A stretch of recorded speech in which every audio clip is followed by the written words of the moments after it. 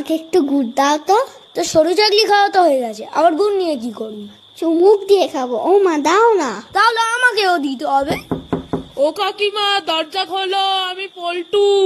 দাঁড়া, যাচ্ছি। আমাদের বাড়িতে ভালো মন্দ রান্না হলেই পল্টু ঠিক গন্ধ পেয়ে যায়। ও মা, ওকে অল্প করে গুড় দেবে, নাহলে সব খেয়ে নেবে। মার খাবি কিন্তু তুই এবার। সবসময় ওরম কেন বলিস ওকে? নমস্তে आंटी जी। ও, মিন্টুও এসেছে। আয় আয়, তুমি आओ, পিঠা খাएगा?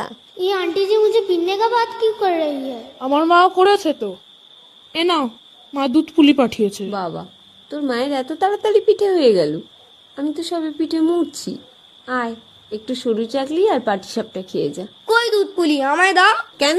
এবার কেন? এক্ষুনি কি বলছিলিস পল্টুর নামে? কি বলছিল গো কাকিমা? আর ও তো এমনি বলছিলাম, পল্টু তো আমার বেস্ট ফ্রেন্ড। হ্যাঁ, সেই তো। ये सरू चकली क्या होता है? এই যে নলেন গুড় দিয়ে সরু চাকলি, পাটিসাপটা আর রস বড়া। খেয়ে বল কেমন হয়েছে। নলেন গুড়টা দারুণ তো, আর একটু দাও তো কাকিমা। বেশি করে দাও ওকে একটু, আর আমার একটা দুধ পুলি দাও। দুটো দিতে পারো। ও মা, আমার